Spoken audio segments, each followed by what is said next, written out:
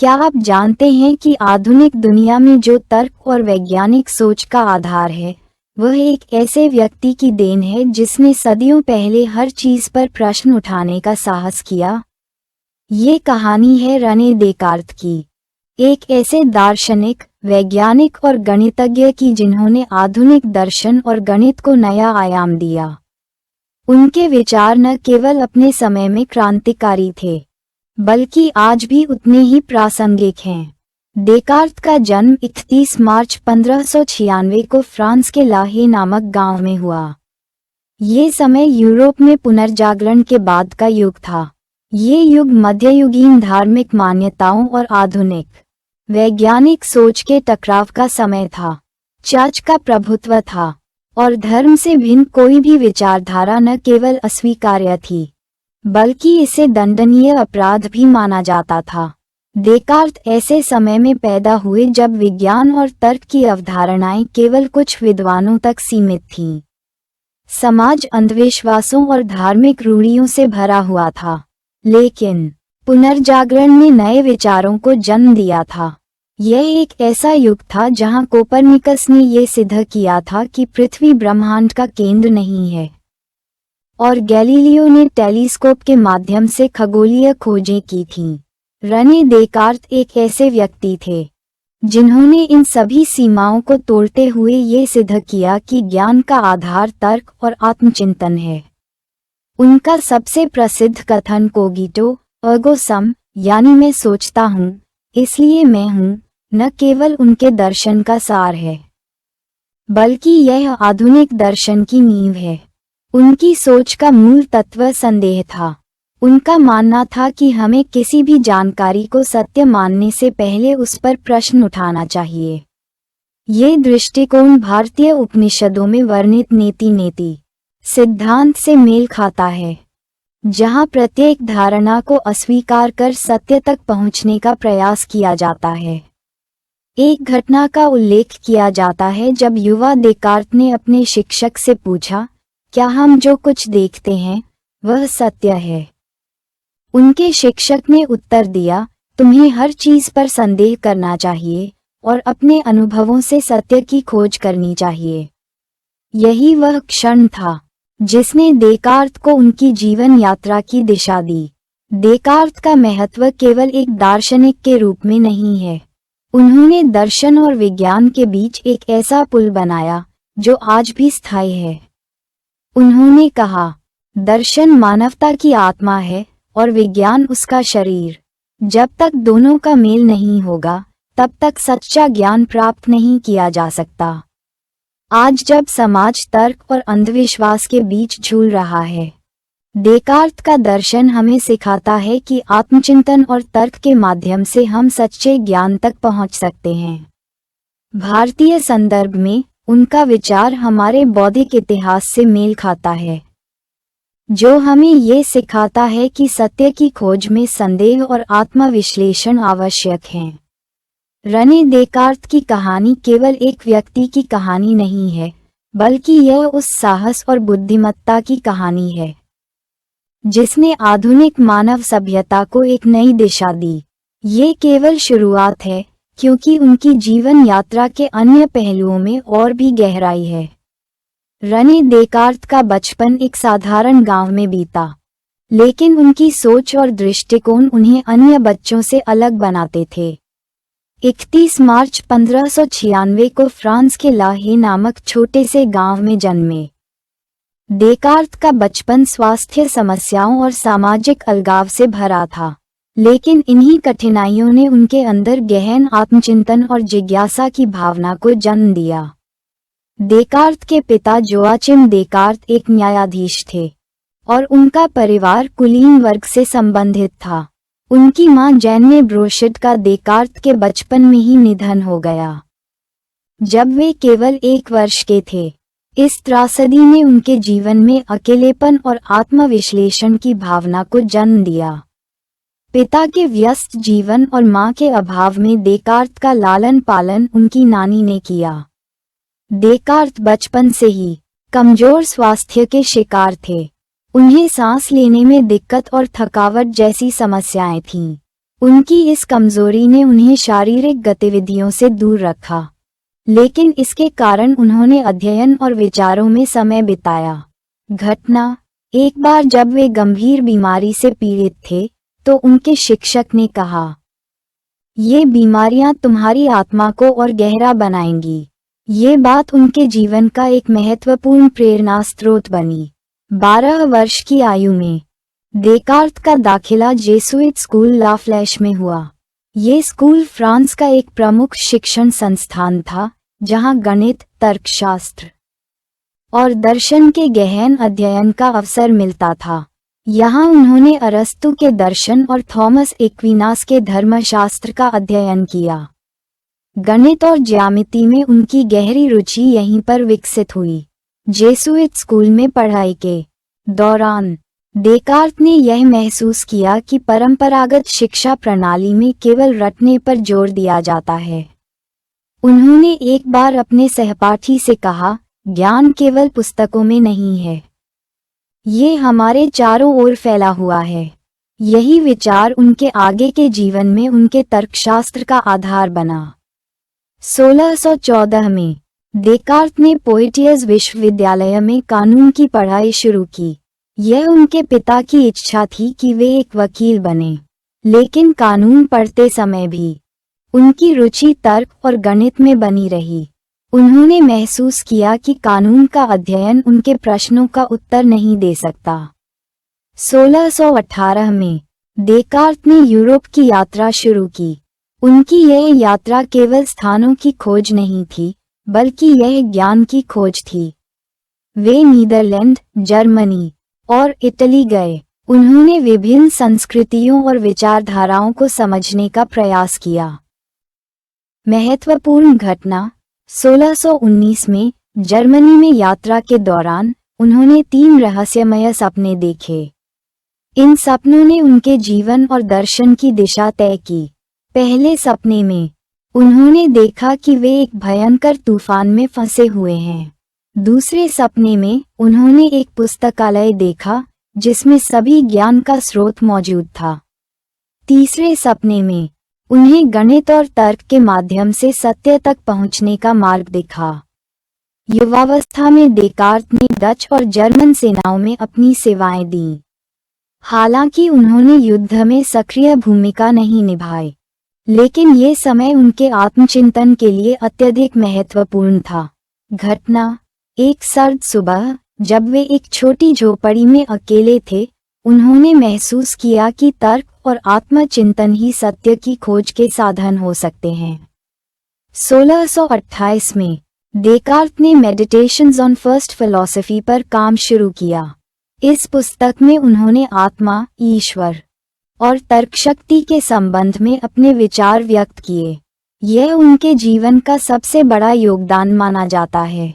Descartes का प्रारंभिक जीवन संघर्षों, स्वास्थ्य समस्याओं और ज्ञान की अनवरत खोज का उदाहरण है। उनकी इस यात्रा ने उन्हें एक ऐसा दार्शनिक और वैज्ञानिक बनाया जिसने पूरी दुनिया की सोचने की प्रक्रिया को बदल दिया। क्या आप हर उस चीज पर विश्वास करते हैं जो आप देखते हैं या सुनते हैं? रने देकार्त ने यही प्रश्न अपने समय के लोगों से किया। उनके अनुसार सत्य की खोज तभी संभव है जब हम हर उस विश्वास को खारिज कर दें जो बिना प्रमाण के स्वीकार किया गया हो। इस दृष्टिकोण ने आधुनिक तर्क और दर्शन की नींव रखी। 16वीं और 17वीं शताब्दी का यूरोप वैज्ञानिक और धार्मिक क्रांति के बीच खड़ा था। यह वह समय था जब चर्च ने ज्ञान के हर पहलू पर नियंत्रण कर रखा था। वैज्ञानिक खोजों को धर्म के विरुद्ध माना जाता था। रने देकार्त ने इस चुनौतीपूर्ण समय में अपने विचारों के माध्यम से यह सिद्ध किया कि सत्य की खोज के लिए स्वतंत्रता और तर्क आवश्यक हैं। देकार्त का सबसे महत्वपूर्ण योगदान उनका संदेह का सिद्धांत था। उन्होंने कहा, हम हर उस चीज पर संदेह करेंगे जो हमें सत्य प्रतीत होती है। केवल वही चीज सत्य होगी जिसे हम बिना किसी संदेह के प्रमाणित कर सकें। 1620 के दशक की बात है। रने देकार्त ने यह महसूस किया कि उनकी शिक्षा और समाज ने उन्हें जो सिखाया है वह पूरी तरह सत्य नहीं हो सकता। एक रात उन्होंने अपने कमरे में अकेले बैठकर ये तय किया कि वे हर विश्वास पर प्रश्न उठाएंगे।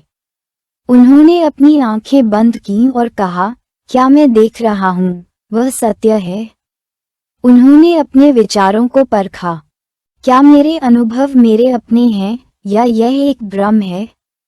इसी आत्मचिंतन में उन्होंने पाया कि संदेह करना ही प्रमाण है कि मैं अस्तित्व में हूँ। रने देकार्त ने अपने सिद्धांत को एक सरल वाक्य में प्रस्तुत किया। कोगिटो अर्गो सम, यानी मैं सोचता हूँ इसलिए मैं हूँ।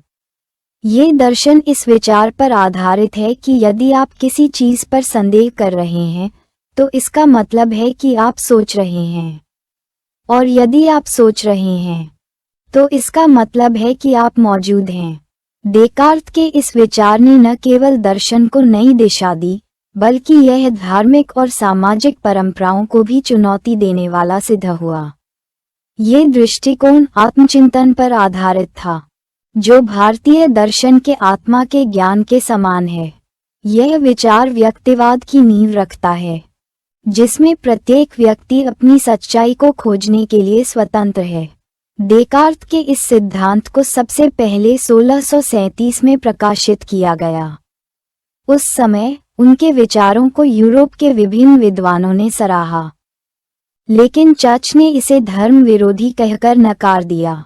ये कहा गया कि यदि सब कुछ संदेहास्पद है तो ईश्वर का अस्तित्व भी संदेह के घेरे में आ सकता है।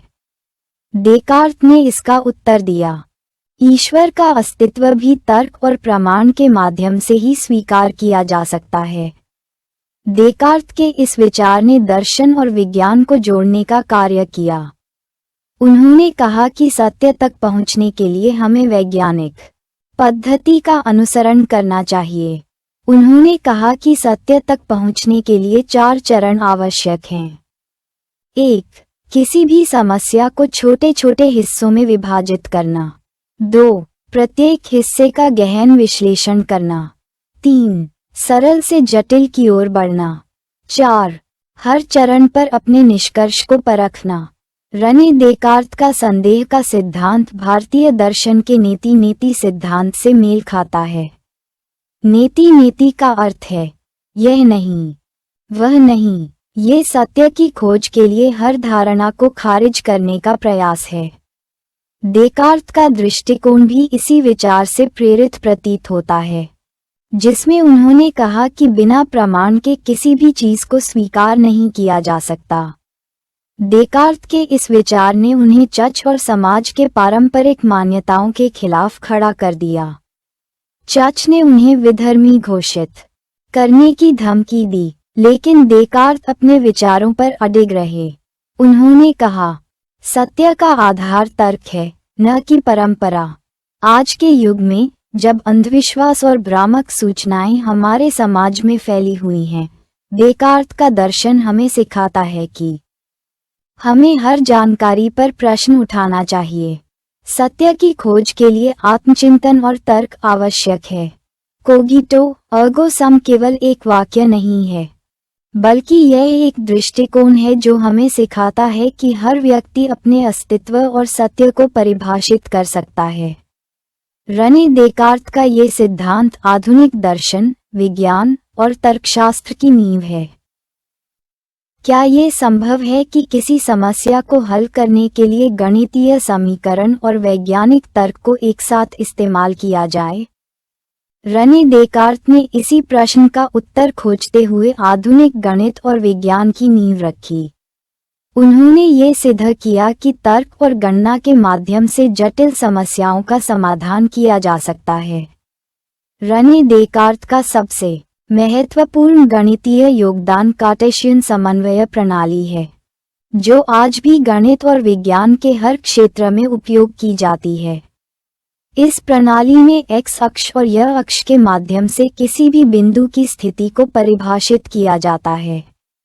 देकार्त ने यह विचार तब विकसित किया जब वे एक बार अपने कमरे में लेटे हुए छत पर मकड़ी के जाल को देख रहे थे।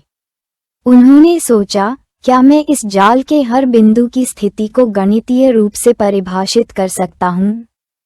उन्होंने इसे न केवल ज्यामिति के लिए उपयोगी पाया, बल्कि इसे भौतिकी, खगोलशास्त्र और इंजीनियरिंग के लिए भी क्रांतिकारी बना दिया। देकार्त ने गणित को केवल संख्याओं तक सीमित न रखकर इसे तर्क और दर्शन से जोड़ा। उन्होंने कहा, गणित वह भाषा है जिसके माध्यम से हम ब्रह्मांड के रहस्यों को समझ सकते हैं। उन्होंने जटिल समस्याओं को हल करने के लिए गणितीय पद्धति का उपयोग किया, जिसमें उन्होंने संख्याओं और प्रतीकों के माध्यम से तर्क प्रस्तुत किए। 1619 में, जब देकार्त डच सेना के साथ थे, उन्होंने एक ऐसी समस्या का सामना किया जहां तोपों की सही स्थिति निर्धारित करना आवश्यक था। इस समस्या ने उन्हें प्रेरित किया कि किसी भी वस्तु की सटीक स्थिति को मापने के लिए एक गणितीय प्रणाली बनाई जा सकती है। यही विचार आगे चलकर कार्टेशियन समन्वय प्रणाली के रूप में विकसित हुआ। रने देकार्त ने ये सिद्ध किया कि विज्ञान का आधार तर्क और प्रमाण होना चाहिए। उन्होंने वैज्ञानिक पद्धति को 4 चरणों में विभाजित किया। 1. किसी भी समस्या को छोटे छोटे हिस्सों में विभाजित करना। 2. प्रत्येक हिस्से का गहराई से अध्ययन करना। 3. सरल से जटिल की ओर बढ़ना। 4. निष्कर्ष को बार बार परखना। देकार्त का मानना था कि प्रकृति के हर नियम को गणित और तर्क के माध्यम से समझा जा सकता है। उन्होंने कहा कि ब्रह्मांड एक मशीन की तरह कार्य करता है और इसके हर हिस्से को विश्लेषण करके समझा जा सकता है। उन्होंने ब्रह्मांड के नियमों को परिभाषित करने के लिए यांत्रिकी का उपयोग किया। एक बार देकार्त ने देखा कि सूर्य की किरणें पानी की सतह पर पड़ने के बाद इंद्रधनुष बनाती हैं। उन्होंने इसका वैज्ञानिक कारण जानने के लिए प्रकाश का अध्ययन किया। उन्होंने ये सिद्ध किया कि प्रकाश की किरणें जब किसी पारदर्शी माध्यम से गुजरती हैं, तो वे अपवर्तन, रिफ्रैक्शन के कारण झुक जाती हैं। यह अध्ययन आगे चलकर आधुनिक प्रकाशिकी का आधार बना। रने देकार्त ने यह विचार प्रस्तुत किया कि मानव शरीर एक मशीन की तरह कार्य करता है, जबकि आत्मा इससे अलग होती है। उनके अनुसार शरीर भौतिक नियमों के अनुसार कार्य करता है, जबकि आत्मा तर्क और भावना का स्रोत है। यह विचार न केवल दर्शन में, बल्कि चिकित्सा विज्ञान में भी अत्यधिक प्रभावशाली रहा। एक बार देकार्त ने फ्रांस में एक मृत घोड़े के शव का अध्ययन किया। उन्होंने उसके अंगों को अलग अलग करके ये समझने का प्रयास किया कि शरीर कैसे कार्य करता है। इस अध्ययन ने उन्हें यह निष्कर्ष निकालने में मदद की कि शरीर का हर हिस्सा एक यांत्रिक प्रणाली की तरह कार्य करता है। देकार्त के विचार भारतीय वैज्ञानिक दृष्टिकोण से मेल खाते हैं। भारतीय दर्शन में ब्रह्मांड एक यंत्र है की अवधारणा बहुत पहले से मौजूद थी। उदाहरण के लिए आर्यभट्ट और भास्कराचार्य ने भी गणित और खगोलशास्त्र में ऐसे विचार प्रस्तुत किए जो देकार्त के कार्यों से मिलते जुलते हैं। रने देकार्त के विचारों को चर्च ने हमेशा संदेह की दृष्टि से देखा। उनका ये कहना कि सत्य तर्क और प्रमाण के माध्यम से ही प्राप्त किया जा सकता है, चर्च की धार्मिक मान्यताओं के विरुद्ध था। उनके कई कार्यों को चर्च ने धर्म विरोधी घोषित किया। देकार्त के विचार उस समय के वैज्ञानिक समुदाय के लिए भी नए और चुनौतीपूर्ण थे। कई विद्वानों ने कहा कि गणितीय प्रणाली को प्रकृति के अध्ययन में लागू करना असंभव है, लेकिन देकार्त ने अपने कार्यों के माध्यम से यह सिद्ध कर दिया कि उनका दृष्टिकोण सही था। आज का हर वैज्ञानिक और गणितीय उपकरण रने देकार्त के कार्यों पर आधारित है। उनकी कार्टेशियन समन्वय प्रणाली कंप्यूटर ग्राफिक्स, इंजीनियरिंग और खगोलशास्त्र में उपयोग की जाती है। उनकी वैज्ञानिक पद्धति आज भी हर अनुसंधान और प्रयोग का आधार है। रने देकार्त ने गणित और विज्ञान को एक ऐसा दृष्टिकोण दिया जिसने न केवल उनके समय में क्रांति लाई, बल्कि आज भी हमारे समाज को प्रभावित कर रहा है। उनका कार्य इस बात का प्रमाण है कि तर्क, गणना और आत्मचिंतन के माध्यम से हम ब्रह्मांड के रहस्यों को समझ सकते हैं। रने देकार्त का जीवन शारीरिक स्वास्थ्य की समस्याओं और मानसिक अनुशासन के बीच संतुलन की खोज में बीता। वे एक असाधारण दार्शनिक और वैज्ञानिक थे, लेकिन उनका जीवन शारीरिक संघर्षों से भरा था। उनके पास शारीरिक मजबूती की कमी थी, लेकिन मानसिक दृढ़ता और अनुशासन ने उन्हें ये सिखाया कि सही मानसिक दृष्टिकोण से शारीरिक संघर्षों का सामना किया जा सकता है। देकार्त का स्वास्थ्य बचपन से ही नाजुक था। उन्हें अक्सर असमय थकावट, शारीरिक कमजोरी और सांस की समस्याएं होती थीं। एक समय था जब वे तंदुरुस्त नहीं थे और लगातार बीमारियों से जूझते रहते थे।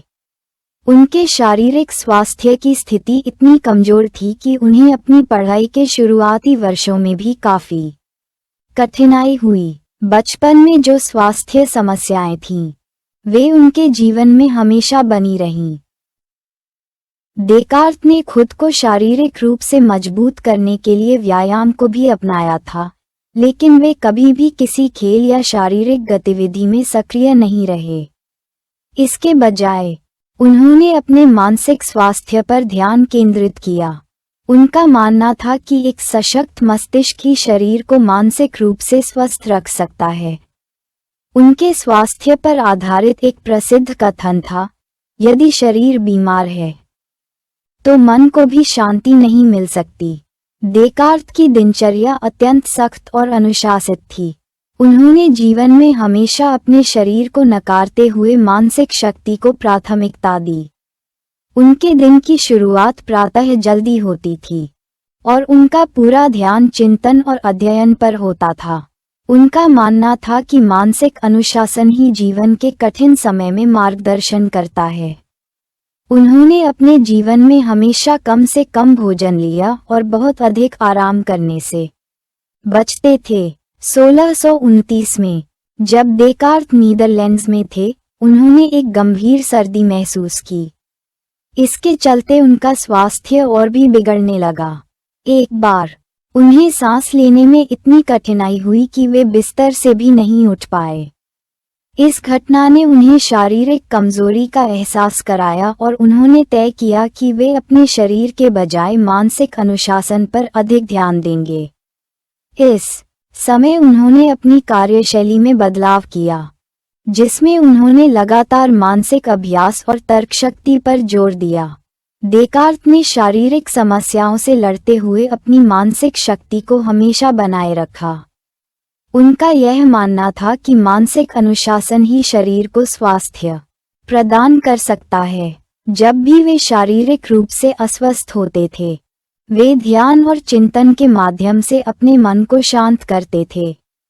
उनका एक प्रसिद्ध विचार था, शरीर को सशक्त बनाने के लिए मानसिक शक्ति को भी सशक्त करना आवश्यक है।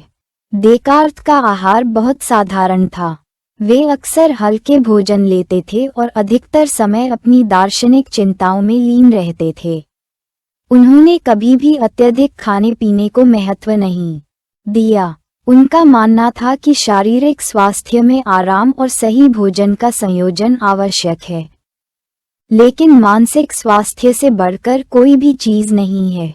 1620 में, एक दिन देकार्त को भोजन के बाद एक गंभीर शारीरिक संकट का सामना करना पड़ा। वे पके हुए मांस के अधिक सेवन से अस्वस्थ हो गए और उन्हें पेट दर्द की समस्या हुई।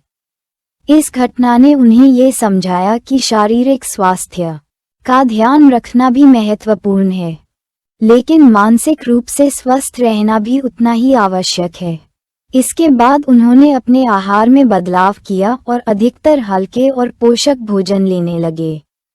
रने देकार्त के जीवन का एक बड़ा हिस्सा शारीरिक संघर्षों से भरा था, लेकिन मानसिक संघर्षों ने उन्हें अपने स्वास्थ्य पर विजय प्राप्त करने का साहस दिया।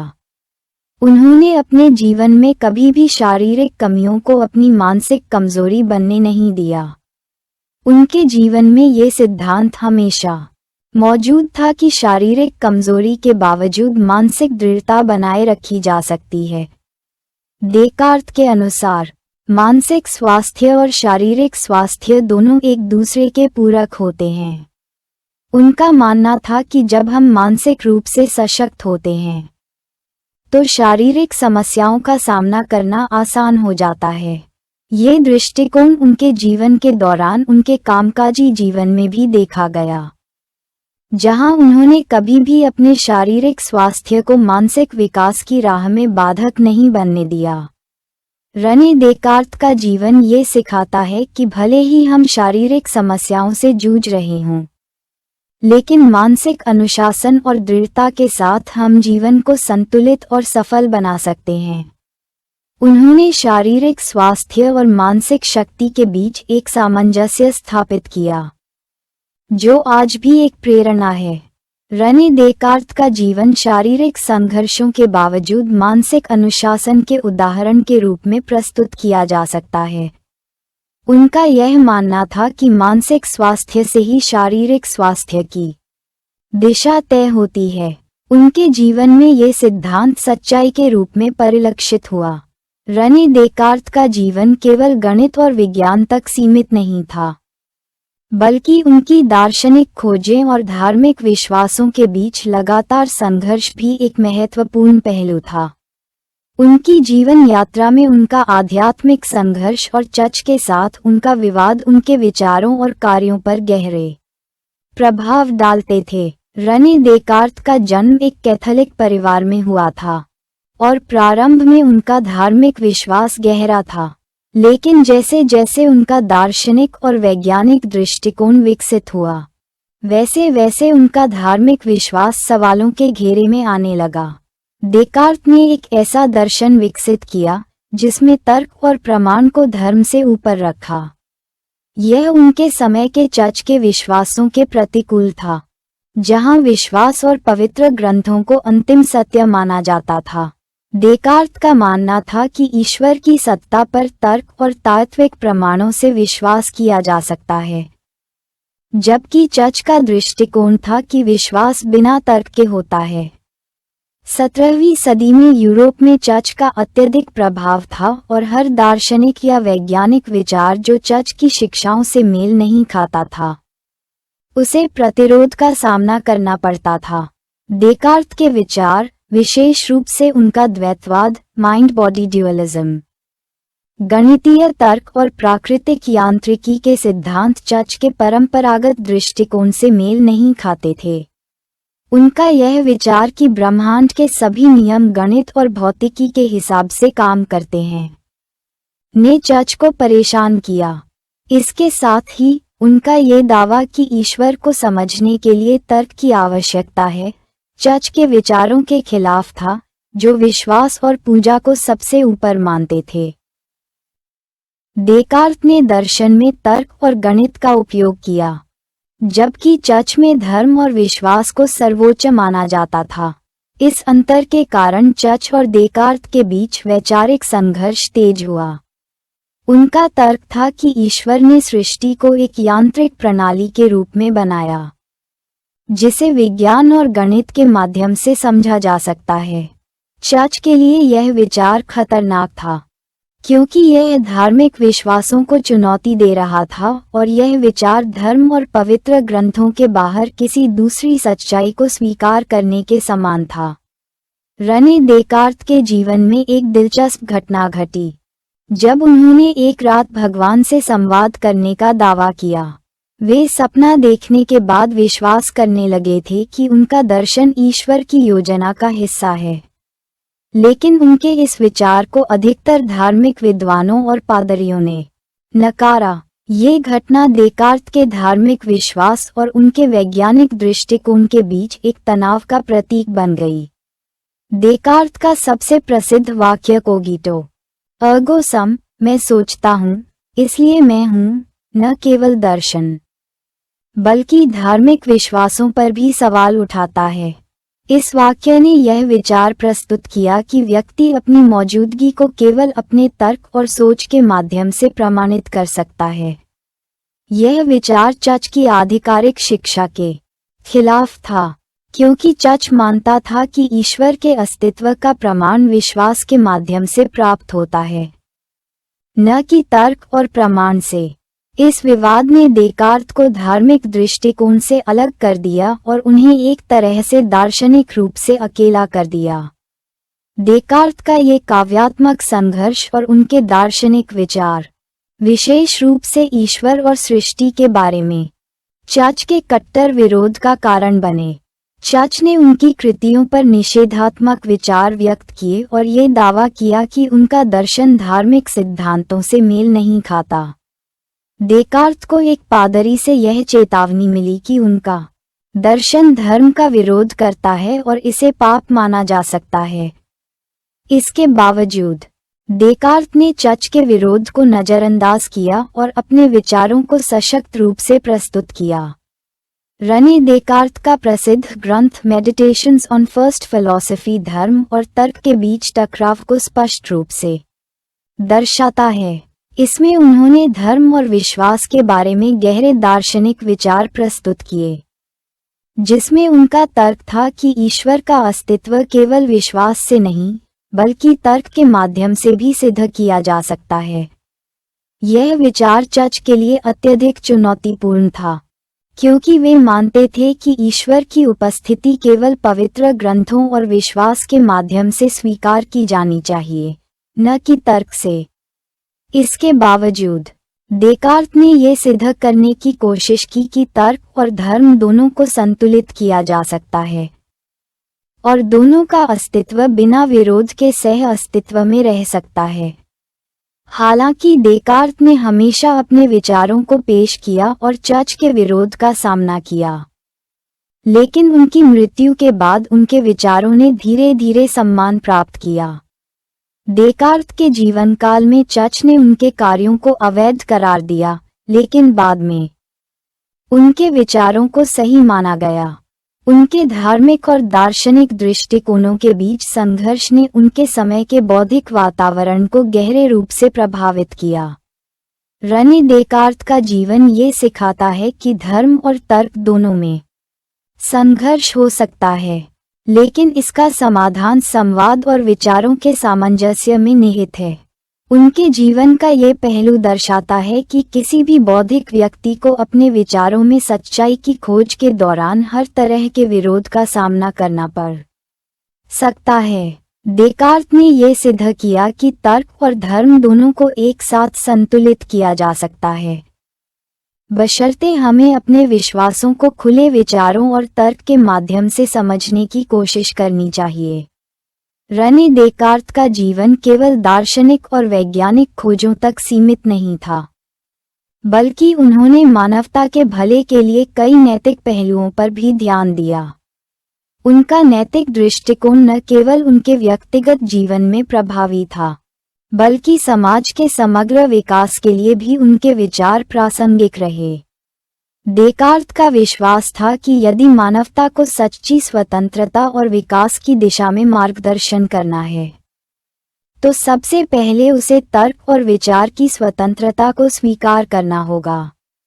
उनका नैतिक दृष्टिकोण तर्क, स्वतंत्रता और जिम्मेदारी पर आधारित था।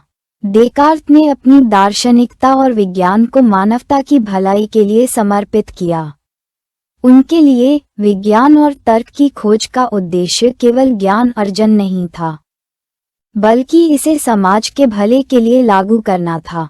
देकार्त का मानना था कि तर्क और वैज्ञानिक विधियों से ही समाज में सुधार लाया जा सकता है। उन्होंने अपने कार्यों में ये दिखाने की कोशिश की कि यदि हम भौतिकी, गणित और अन्य विज्ञानों को सही तरीके से समझें और लागू करें, तो हम समाज के विभिन्न पहलुओं को बेहतर बना सकते हैं। उनके द्वारा विकसित की गई यांत्रिकी और भौतिकी के सिद्धांतों ने चिकित्सा, उद्योग और तकनीकी विकास में क्रांतिकारी बदलाव की शुरुआत की। देकार्त का मानना था कि नैतिकता का सबसे महत्वपूर्ण तत्व तर्क की स्वतंत्रता है। उन्होंने ये तर्क किया कि हर व्यक्ति को अपनी सोच और तर्क की स्वतंत्रता होनी चाहिए, ताकि वह अपनी स्थिति और समाज में अपने स्थान को समझ सके। उनका यह विचार समाज में व्यक्तिगत स्वतंत्रता की अवधारणा को मजबूत करने का कारण बना, जो बाद में आधुनिक पश्चिमी लोकतांत्रिक विचारधाराओं में महत्वपूर्ण भूमिका निभाएगा। डेकार्त के अनुसार समाज की सबसे बड़ी नैतिक जिम्मेदारी यह है कि वह व्यक्तियों को तर्क और स्वतंत्रता से चिंतन करने के लिए प्रोत्साहित करे। डेकार्त के नैतिक विचारों में एक महत्वपूर्ण बिंदु ये था कि स्वतंत्रता और जिम्मेदारी के बीच संतुलन होना चाहिए। उनका यह मानना था कि तर्क और स्वतंत्रता का उपयोग केवल व्यक्तिगत भले के लिए नहीं, बल्कि समाज के भले के लिए भी होना चाहिए।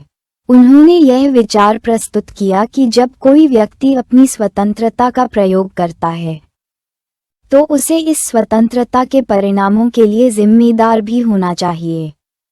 उनका यह विचार आज के समय में लोकतंत्र और व्यक्तिगत स्वतंत्रता के सिद्धांतों के साथ गहरे रूप से जुड़ा हुआ है। डेकार्त ने शिक्षा को समाज सुधार के एक महत्वपूर्ण उपकरण के रूप में देखा। उनका यह विश्वास था कि शिक्षा के माध्यम से ही समाज के व्यक्तियों को तर्क और स्वतंत्रता की शक्ति सिखाई जा सकती है। डेकार्त ने शिक्षा को केवल ज्ञान प्राप्ति के रूप में नहीं देखा, बल्कि इसे व्यक्तिगत और सामाजिक जिम्मेदारी की भावना विकसित करने के तरीके के रूप में देखा। उन्होंने ये बताया कि जब लोग तर्क और सच्चाई की खोज करते हैं, तो वे नैतिक रूप से बेहतर निर्णय लेने में सक्षम होते हैं। उन्होंने शिक्षा को वैज्ञानिक दृष्टिकोण से प्रस्तुत किया, ताकि शिक्षा के माध्यम से समाज में सुधार और विकास हो सके। डेकार्त का समाज के प्रति दृष्टिकोण केवल व्यक्तिगत भले के लिए नहीं था, बल्कि उन्होंने समाज में न्याय और समानता के विचारों को भी महत्व दिया। वे मानते थे कि समाज में न्याय तभी स्थापित हो सकता है जब व्यक्तियों को उनके तर्क और स्वतंत्रता के आधार पर समान अधिकार मिलें। उनका यह विचार था कि समाज के प्रत्येक व्यक्ति को अपनी क्षमता और सोच के अनुसार समान अवसर मिलना चाहिए, ताकि वह अपने भले के लिए निर्णय ले सके। डेकार्त के अनुसार समाज में सुधार तभी संभव है जब हम तर्क और न्याय के सिद्धांतों को सामाजिक जीवन के सभी पहलुओं में लागू करें। डेकार्त के धार्मिक विचारों ने उनके नैतिक दृष्टिकोण को भी प्रभावित किया। उन्होंने यह माना कि ईश्वर ने प्रत्येक व्यक्ति को तर्क करने की क्षमता दी है, और ये तर्क ही है जो हमें नैतिक रूप से सही निर्णय लेने में मदद करता है। उनका यह विश्वास था कि ईश्वर की ओर से दी गई तर्क शक्ति का उद्देश्य केवल व्यक्तिगत भले के लिए नहीं, बल्कि समाज के भले के लिए भी होना चाहिए। इसके साथ ही उन्होंने ये भी माना कि जब लोग तर्क के माध्यम से सत्य और न्याय की खोज करते हैं, तो वे ईश्वर की इच्छा के अनुसार कार्य कर रहे होते हैं। डेकार्त ने अपने धार्मिक दृष्टिकोण को हमेशा समाज और मानवता के भले के लिए तर्क के माध्यम से लागू किया। डेकार्त के अनुसार समाज में किसी भी बदलाव के लिए व्यक्तिगत जिम्मेदारी महत्वपूर्ण थी। उन्होंने ये सुझाव दिया कि हर व्यक्ति को अपनी स्वतंत्रता का उपयोग करते हुए समाज में बदलाव लाने की जिम्मेदारी लेनी चाहिए। यह विचार उनके जीवन में स्पष्ट रूप से दिखाई दिया, क्योंकि उन्होंने अपने समय के सामाजिक और धार्मिक विवादों के बावजूद अपने विचारों को स्पष्ट रूप से प्रस्तुत किया। उनका यह विचार समाज में व्यक्तिगत जिम्मेदारी को बढ़ावा देने का कारण बना, और उनके बाद के दार्शनिकों ने इसे एक महत्वपूर्ण नैतिक सिद्धांत के रूप में अपनाया। रेने डेकार्त ने अपने जीवन में कई दार्शनिक और नैतिक विचार प्रस्तुत किए, जो समाज में सुधार और बदलाव का कारण बने। उनका विश्वास था कि तर्क और विज्ञान के माध्यम से समाज के भले के लिए काम किया जा सकता है। इसके साथ ही उन्होंने ये दिखाया कि नैतिकता केवल व्यक्तिगत भले तक सीमित नहीं होनी चाहिए, बल्कि इसका उद्देश्य समाज के समग्र सुधार के लिए होना चाहिए। डेकार्त के विचारों ने समाज में न्याय, समानता और स्वतंत्रता के सिद्धांतों को मजबूती प्रदान की। रने देकार्त का जीवन ये सिद्ध करता है कि नैतिकता केवल सिद्धांतों तक सीमित नहीं होनी चाहिए, बल्कि इसे व्यवहारिक रूप से समाज में लागू किया जाना चाहिए। उनके दृष्टिकोण ने ये दिखाया कि तर्क, स्वतंत्रता और जिम्मेदारी के सिद्धांतों को समाज के भले के लिए अपनाया जा सकता है। देकार्त ने समाज में सुधार और न्याय की दिशा में महत्वपूर्ण योगदान दिया, जो आज भी दुनिया भर के विचारकों और समाज सुधारकों के लिए एक प्रेरणा का स्रोत है। रने देकार्त को आधुनिक दर्शन का पिता माना जाता है, क्योंकि उनकी दार्शनिक खोजों और विचारों ने पश्चिमी दर्शन को एक नई दिशा दी।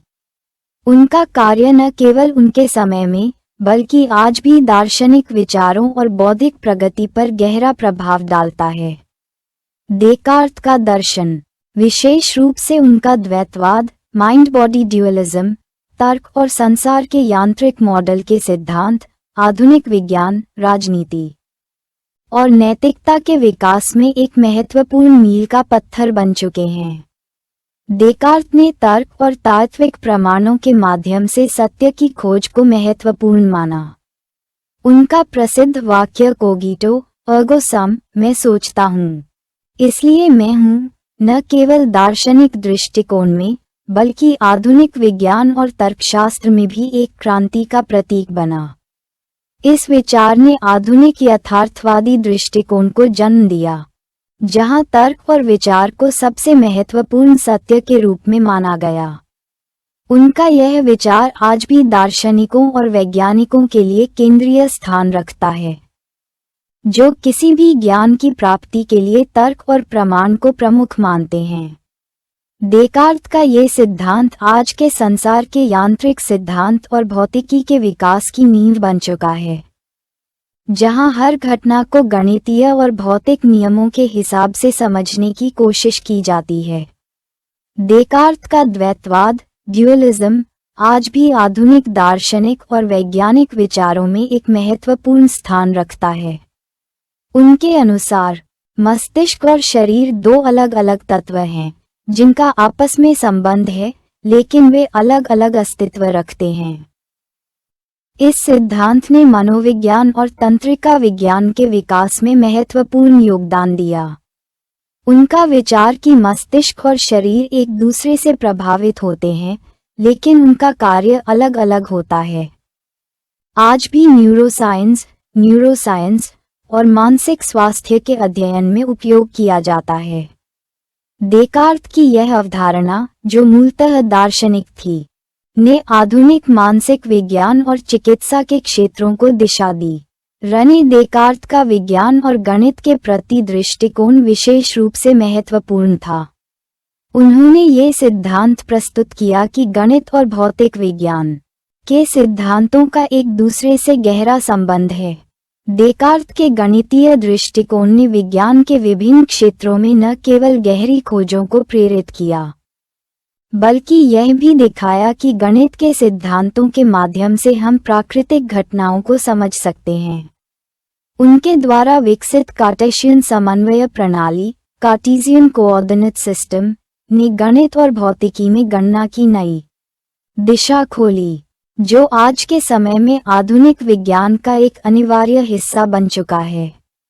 इस प्रणाली का प्रयोग खगोलशास्त्र, भौतिकी और इंजीनियरिंग में किया जाता है, जिससे उनके कार्य का व्यावहारिक उपयोग आज भी दुनिया भर में हो रहा है।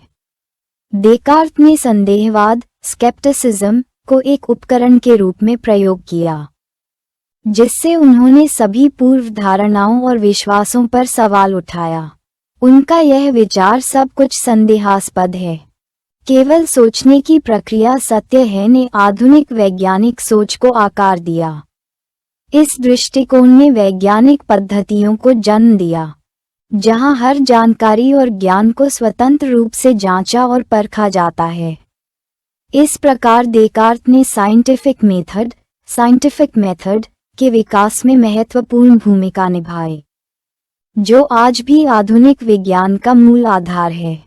उनका ये दृष्टिकोण ये प्रेरित करता है कि केवल प्रमाणित और परखी गई जानकारी को ही स्वीकार किया जाए।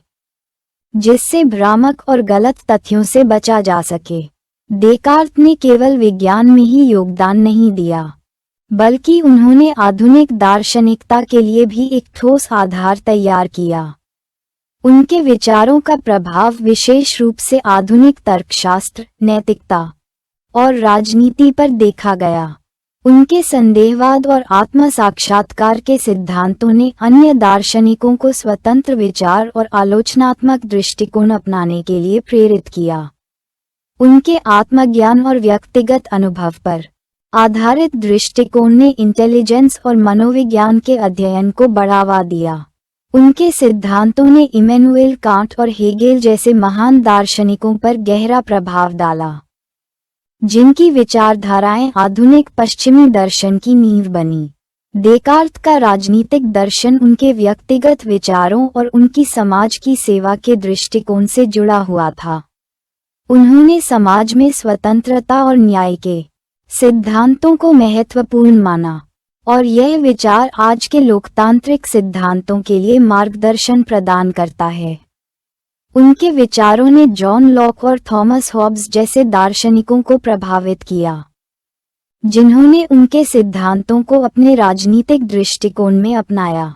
डेकार्त का यह विचार कि व्यक्ति के तर्क और स्वतंत्रता से ही समाज में सुधार संभव है, आज के लोकतांत्रिक प्रणालियों के लिए महत्वपूर्ण सिद्धांत बन चुका है। रने डेकार्त ने ईश्वर के अस्तित्व को तर्क और प्रमाण से सिद्ध करने का प्रयास किया, जो धार्मिक दार्शनिकता में एक महत्वपूर्ण मोड़ था। उनका यह विचार कि ईश्वर और प्रकृति दोनों को तर्क के माध्यम से समझा जा सकता है, ने धार्मिक और दार्शनिक विचारों के बीच संतुलन बनाने का प्रयास किया। डेकार्त के विचारों ने बाद के धार्मिक दार्शनिकों को ये प्रेरित किया कि वे तर्क और विश्वास के बीच सामंजस्य स्थापित करने की कोशिश करें, जिससे धार्मिक विचारों को तात्विक दृष्टिकोण से जोड़ा जा सके। उनका दृष्टिकोण आज भी थ्योरी और धर्म के रिश्ते को समझने के लिए एक महत्वपूर्ण आधार है। रने डेकार्त का जीवन और उनका कार्य ये सिद्ध करता है कि उनके विचारों ने आधुनिक विज्ञान, दार्शनिकता और समाज में गहरी छाप छोड़ी।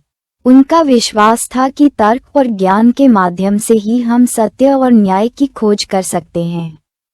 उनके विचारों ने आधुनिक विज्ञान, दार्शनिकता, नैतिकता और राजनीति को नया दृष्टिकोण दिया, और उनके कार्य आज भी उन क्षेत्रों में गहरी प्रभाव डालते हैं। डेकार्त की विरासत न केवल उनके समय तक सीमित रही, बल्कि वह आज के विचारकों और शोधकर्ताओं के लिए मार्गदर्शन का स्रोत बनी हुई है। रने डेकार्त को भले ही दार्शनिकता और विज्ञान के क्षेत्र में एक महान नेता माना गया हो, लेकिन उनके विचारों को लेकर उनके समकालीनों और बाद के विचारकों से कई तरह की आलोचनाएं भी प्राप्त हुईं। यह आलोचनाएं उनके दार्शनिक दृष्टिकोण, तर्कशास्त्र और मनुष्य के मस्तिष्क और शरीर के संबंध पर आधारित थीं। उनकी दार्शनिकता के प्रमुख पहलुओं पर विचार करने से पहले ये समझना महत्वपूर्ण है कि क्यों और किस प्रकार से उनके सिद्धांतों का विरोध हुआ। डेकार्त के सिद्धांतों का विरोध करने वाले विचारकों ने उनके द्वारा प्रस्तुत द्वैतवाद, माइंड बॉडी ड्यूअलिज्म, संदेहवाद, स्केप्टिसिज्म और ईश्वर के अस्तित्व का प्रमाण पर सवाल उठाया। रने डेकार्त का द्वैतवाद, ड्यूअलिज्म, उनके दार्शनिक कार्य का एक महत्वपूर्ण हिस्सा था, जिसमें उन्होंने मन और शरीर को अलग अलग तत्व माना। हालांकि इस सिद्धांत का विरोध कई दार्शनिकों और वैज्ञानिकों ने किया। उनके द्वैतवाद पर सबसे बड़ी आलोचना ये थी कि वह मस्तिष्क और शरीर के बीच रिश्ते को स्पष्ट रूप से नहीं समझा पाए। बारूच स्पिनोजा और गॉटफ्रीड विल्हेम लीबनिज जैसे महान दार्शनिकों ने डेकार्त के द्वैतवाद का विरोध किया। उनके अनुसार मन और शरीर के बीच कोई स्पष्ट अंतर नहीं है। स्पिनोजा ने इसे एक ही पदार्थ के दो पहलू के रूप में व्याख्यायित किया, जबकि लीबनिज ने इसे मोनिज्म के सिद्धांत से चुनौती दी, जिसमें उन्होंने मन और शरीर को एक ही अस्तित्व का हिस्सा माना। इसके अलावा आज के न्यूरोसाइंस और तंत्रिका विज्ञान के संदर्भ में भी देकार्त का द्वैतवाद विवादास्पद बना हुआ है, क्योंकि वर्तमान में मस्तिष्क और मानसिक घटनाओं के बीच सीधे संबंधों को स्थापित करने का प्रयास किया जाता है। देकार्त के द्वैतवाद के आलोचकों ने ये सवाल उठाया कि यदि मन और शरीर अलग अलग हैं, तो उनके बीच कैसे संपर्क स्थापित होता है। उनका उत्तर पाइनल ग्लैंड, पिनियल ग्लैंड में संपर्क का सुझाव देना आधुनिक विज्ञान में अव्यावहारिक और अप्रासंगिक माना गया है। रने देकार्त ने अपने दार्शनिक कार्य में संदेहवाद, स्केप्टिसिज्म को अपनाया, जहां उन्होंने ये तर्क किया कि हम किसी भी चीज को निश्चित रूप से नहीं जान सकते, सिवाय इसके कि हम खुद सोचते हैं। हालांकि ये दृष्टिकोण उनके समय के कई विचारकों के लिए कठिन और अव्यावहारिक था। जॉन लॉक और डेविड ह्यूम जैसे दार्शनिकों ने देकार्त के संदेहवाद पर सवाल उठाया, क्योंकि उनका मानना था कि अगर हम सब कुछ संदेहास्पद मानते हैं, तो हम कभी भी किसी भी निश्चितता तक नहीं पहुंच सकते।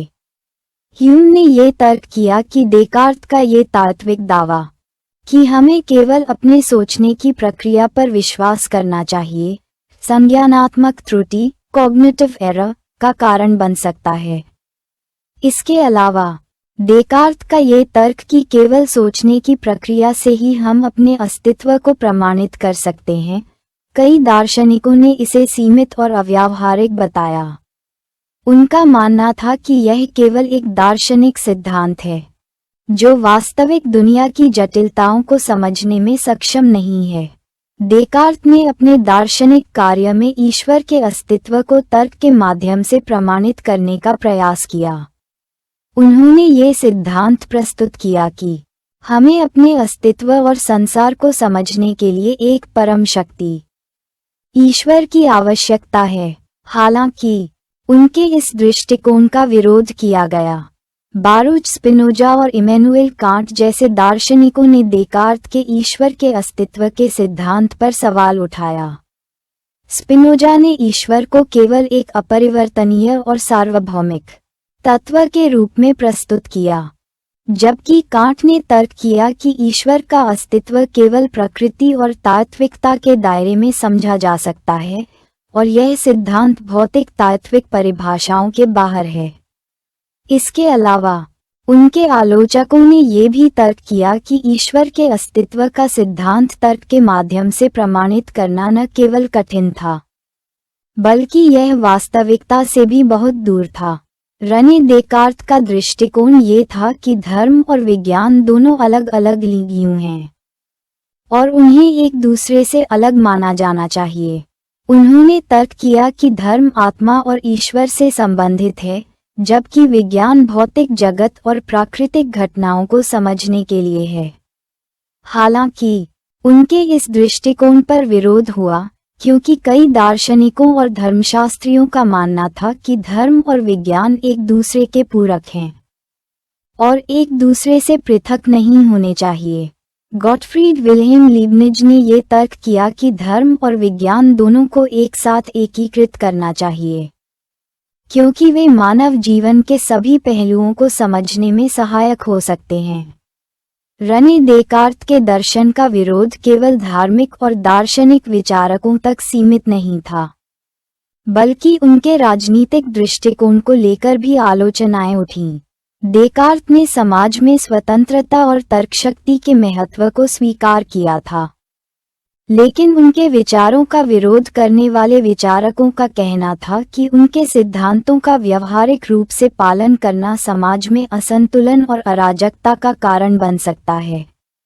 थॉमस हॉब्स ने देकार्त के विचारों पर सवाल उठाया और ये तर्क किया कि तर्क की स्वतंत्रता के बजाय एक मजबूत और केंद्रीकृत सत्ता की आवश्यकता है, ताकि समाज में शांति और व्यवस्था बनाए रखी जा सके। हॉब्स का यह मानना था कि स्वतंत्रता की असीमित मांगों से समाज में अराजकता उत्पन्न हो सकती है, और इसके परिणामस्वरूप उत्पन्न होने वाली अनिश्चितता से बचने के लिए एक मजबूत सरकार की आवश्यकता है। रने देकार्त के विचारों को लेकर आलोचनाएं और विरोध केवल उनके समकालीन दार्शनिकों से ही नहीं, बल्कि आधुनिक विचारकों से भी हुई हैं। हालांकि उनकी दार्शनिकता ने आधुनिक तर्कशास्त्र और विज्ञान को नई दिशा दी, उनके सिद्धांतों का विरोध किया गया, क्योंकि कई मामलों में उनका तर्क आधुनिक दृष्टिकोण से मेल नहीं खाता था। देकार्त के द्वैतवाद, संदेहवाद और ईश्वर के अस्तित्व के सिद्धांत आज भी विचारकों के बीच विवाद का विषय बने हुए हैं। इसके बावजूद उनका योगदान किसी भी तरह से नकारा नहीं जा सकता, क्योंकि उनके विचारों ने आधुनिक विज्ञान, दार्शनिकता और समाजशास्त्र को एक नई दिशा दी। रने देकार्त का जीवन एक दार्शनिक के रूप में एक अनूठी यात्रा थी, जिसमें उन्होंने ज्ञान, तर्क और अस्तित्व के बारे में सवाल उठाए और इस दिशा में अडिग प्रयास किए। उनका जीवन न केवल उनके विचारों को आकार देने वाला था, बल्कि उन विचारों ने पश्चिमी दर्शन और आधुनिक विज्ञान की नींव रखी। उनका जन्म 31 मार्च 1596 को फ्रांस के ला हाये नामक छोटे से गांव में हुआ था और उनका जीवन 1649 तक चला। देकार्त का परिवार उच्च वर्ग से था और उन्होंने प्रारंभिक शिक्षा एक जेसुइट विद्यालय में प्राप्त की। इसके बाद उन्होंने पेरिस और नीदरलैंड्स में अध्ययन और शोध की। उनकी सोच और चिंतन की दिशा ने उन्हें एक महान दार्शनिक और वैज्ञानिक बना दिया, और उनके विचारों का प्रभाव आज भी वैश्विक रूप से महसूस किया जाता है। देकार्त के जीवन के कई महत्वपूर्ण मोड़ थे, जिनमें से सबसे बड़ा मोड़ उनका संदेहवाद, स्केप्टिसिज्म था। इसने उन्हें ये सोचने पर मजबूर किया कि ज्ञान की सीमाएं कहाँ तक हैं और क्या हम किसी भी चीज को सही मान सकते हैं।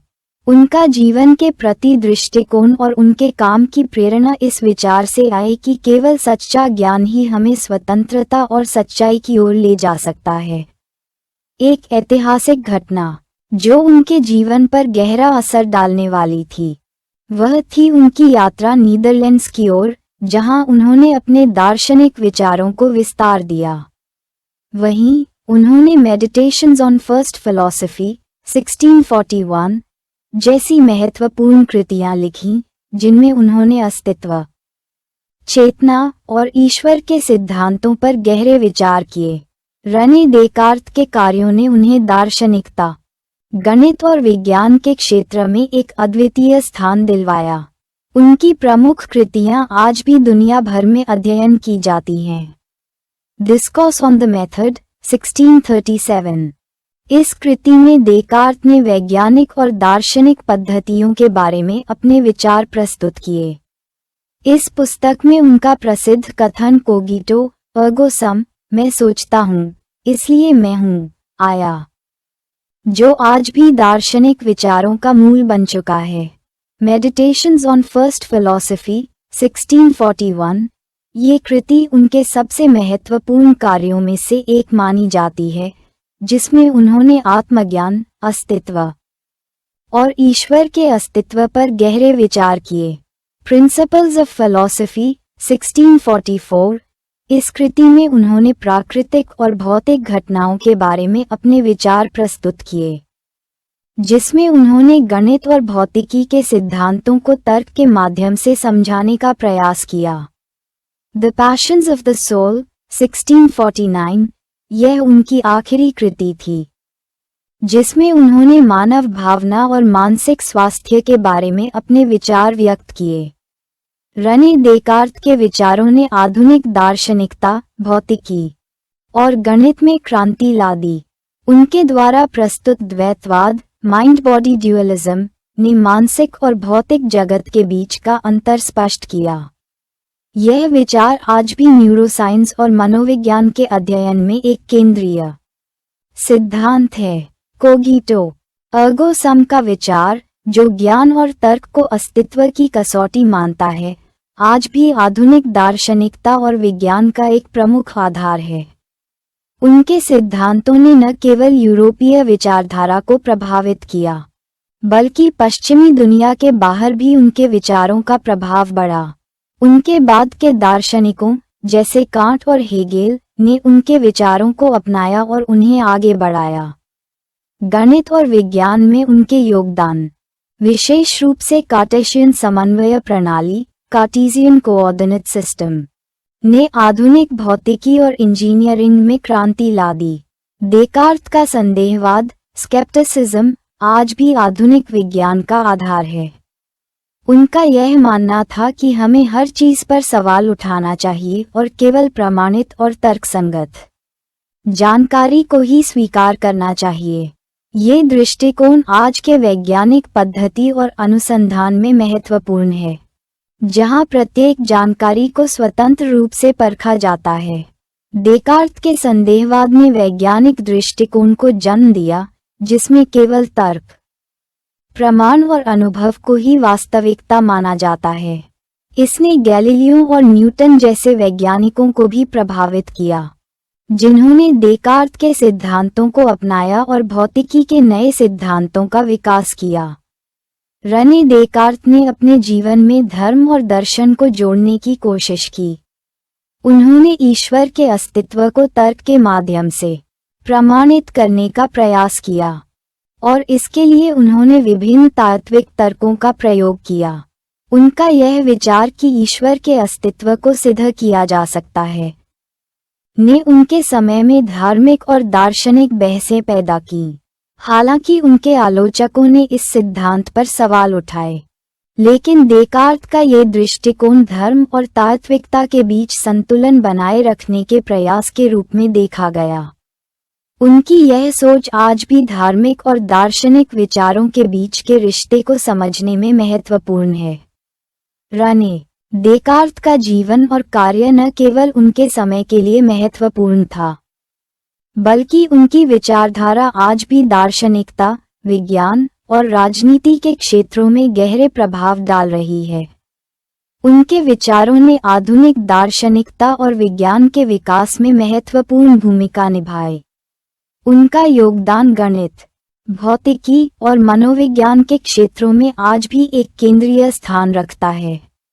देकार्त का यह विश्वास कि ज्ञान, तर्क और सत्य की खोज हमें स्वतंत्रता और प्रगति की ओर ले जाती है, आज भी विश्वभर के विचारकों और वैज्ञानिकों के लिए प्रेरणा का स्रोत है। रेने देकार्त का जीवन और कार्य न केवल उनके समय के लिए क्रांतिकारी थे, बल्कि उनके विचार आज भी वर्तमान में प्रासंगिक बने हुए हैं। उनके सिद्धांतों ने न केवल दर्शन शास्त्र की दिशा बदली, बल्कि उन्होंने आधुनिक विज्ञान, गणित और राजनीति के कई पहलुओं में भी परिवर्तन की दिशा निर्धारित की। उनका योगदान आज भी उन क्षेत्रों में निरंतर बढ़ रहा है, और उनके विचारों का प्रभाव आने वाली पीढ़ियों पर लंबे समय तक रहेगा। धन्यवाद। यदि आप हमारी मेहनत की सराहना करते हैं तो कृपया इस पोस्ट को लाइक और शेयर करें, और हमारे इस चैनल को सब्सक्राइब करें।